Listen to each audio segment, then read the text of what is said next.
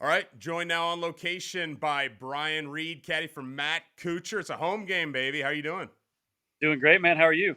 I'm good, dude. I see you got a golf course there in your backyard. You were just telling me a little bit about it. Yeah, it's a fun little course called the Vinoy. It's been open like in the 20s and played the St. Pete PGA Tour event there, the St. Pete Open in I think 46 one year, and then they played it at another course in town. And I think Ben Hogan was the winner there. Epic, right there at Hogan, another Hogan's Alley. Hey, speaking of golf courses, how's the one out at Innisbrook looking this week? I mean, it's more March familiar date this year, probably a little bit more overseed. I guess. Can you just describe the conditions you saw out there today in the pro am and what you think players are going to have to do this week to contend? Yeah, I mean the rough's up a little bit. Not as we didn't play Bay Hill, and obviously it's not as thick as Sawgrass, but it's up. It's the greens are in great shape.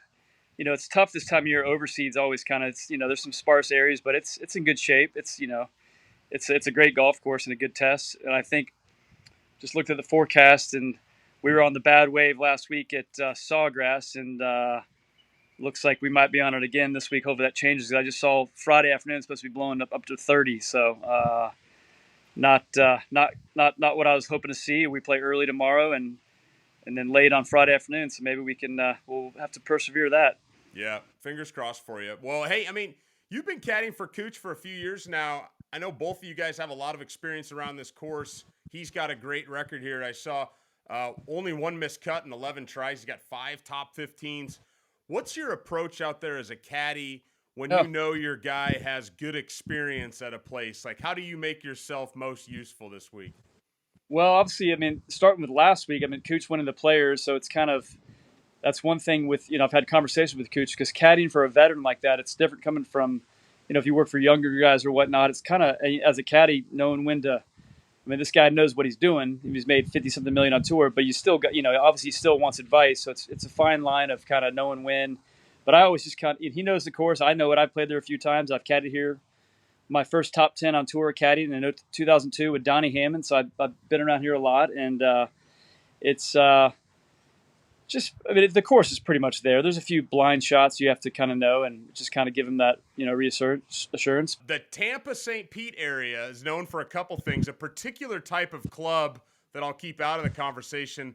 But can you give me your favorite brewery in the area? Maybe one that someone can pick up around the country. D'Lo turned me on to Cigar City years ago. I love that place. You got any other ones that you like? Yeah, I got one on tap right here at the house right now. A little green bench. It's right downtown St. Pete. It's awesome. Kind of friends of friends kind of started it, and it's a really cool spot right in the heart of downtown St. Pete, and just a bunch of good beers on tap. It's got kind of two separate parts, a sour thing, and then a bunch of really good everything, but IPAs to everything. And down St. Pete has quite a few good breweries, so it's pretty cool. Another one down there called Cycle that I really like, and Cigar City is obviously in Tampa, and it's pretty much everywhere now. But they have one that I really like there called Guyabera, which is kind of it's a session, not really, it's a not because the famous one, High Lie, is pretty Right. strong, so that can get kind of. I like the lighter IPAs, but you can have some in the day and on the boat or whatever, so it makes it nice. But cigars, Green Bench is my favorite.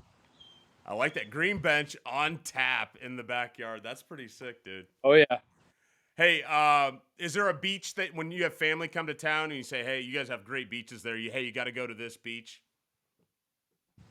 yeah. I mean, I guess they're always voted one of the best beaches in the country. There's Anna Maria Island, which is really cool. I always usually go there by boat because it's a little bit takes forever. It's like an hour from here. From St. Pete, it's an hour and 15 minutes or so. But St. Pete Beach is great. I think it's kind of laid back, um, and it's packed this time of year. Clearwater Beach is obviously fun, crazy right now with spring breakers. But St. Pete Beach, great little bar there called Caddie's, which is a great name. But it's right on the beach. You can have Love breakfast, that. lunch, dinner, and a cool little upstairs bar, and it's you're 40 yards from the Gulf, so it's pretty sweet.